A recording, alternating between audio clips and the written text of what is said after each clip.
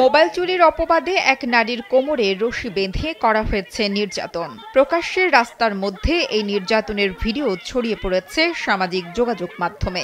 মোবাইলে ধারণ করা ওই ভিডিওতে দেখা যায় ভ্যান গাড়িতে এক নারীর সঙ্গে তর্কে জড়িয়েছেন অন্য কয়েক নারী। এর মধ্যে এক ব্যক্তি ওই নারীকে রশি দিয়ে বেঁধে রেখেছে, আর তা দাঁড়িয়ে উপভোগ করছে উৎসুক জনতা। ঘটনাটি ঘটেছে পঞ্চগড়ের বোঁদা উপজেলায়। বৃহস্পতিবার সকালে উপজেলার ময়দান দিঘি ইউনিয়নের জেমজুট বাজারে মোবাইল চুরির অপবাদে মজিদা বেগম নামের এক নারীকে নির্যাতন করার অভিযোগ উঠেছে। তিনি উপজেলার বামনহাট ডাঙ্গাপাড়া গ্রামের আজিজুর রহমানের স্ত্রী। খালাম্মা, আমি আপনার মোবাইলে সেলফিন ইনস্টল করে দিতেছি। আপনার রেমিটেন্সের টাকা আপনি নিজেই জমা করতে পারবেন। সেলফিন, আগামীর ব্যাংকিং। দুই সন্তানের জননী হলেও সাংসারিক কলহের জেরে দিন মজুর বাবা মোজাম্মেল হকের বাড়িতে থাকেন তিনি। কালকে গেছি মনে করো 3 দিন থেকে মাত্র মেহমান থাকে, মোবাইল বলে ধরেছে, কথা চল দেখবো যায়নি মোবাইলের টাকা ওঠে। আসে দনে বলে গেছি, তাই বলে মোবাইল ধরে চলে যাচ্ছে। বাড়ি আসছিল, বাড়ি আসার পরে কাপড় চোপড় নিয়ে আরো বলে বেড়া চলে গেছে। পঞ্চগড় গেছে না কুন্ডে গেছে, আজকে বলে জুলমিলে উঠে পায়নি, মেয়েরা ধরে গেল বান্ধে মারে ডাঙ্গা হানি ধরে যাচ্ছে। ফোনটা যদি মোর বেটি হারা ফেলা, ফোন তো ধইছে নাকি, তা যদি হারা ফেলা বা যে কোনো কিবা করে তাইলে ফোনটা আমি কিনে দিমে বিকালে এঙ্গ কইছে। তারপরে খবর আসিল জুনমিলত ওই পাশাত ধরে এনে বান্ধে থিছি।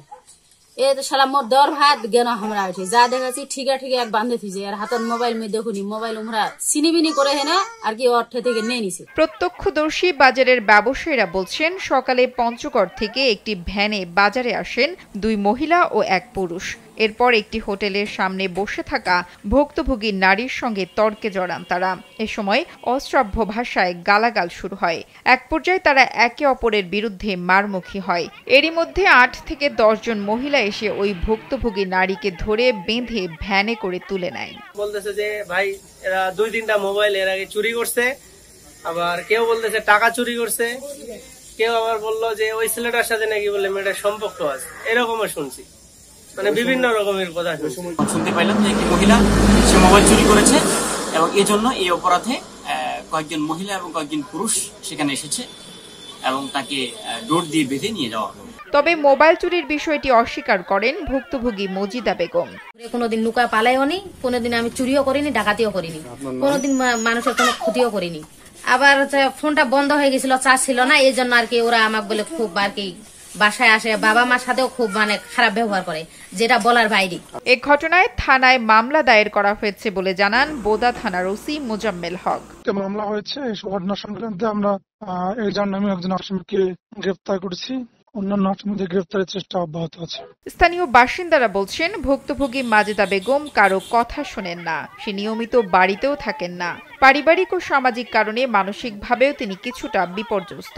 এ অবস্থায় প্রায় চুরি সহ নানা রকম অপরাধে জড়িয়ে পড়েন তিনি। সবশেষ মোবাইল চুরির অভিযোগে লোকজন তার উপর চড়াও হয়। ন্যূনতম প্রমাণ ছাড়াই তারা নিজের হাতে তুলে নেয় আইন। নুসরাত জাহান কলি, কালবেলা।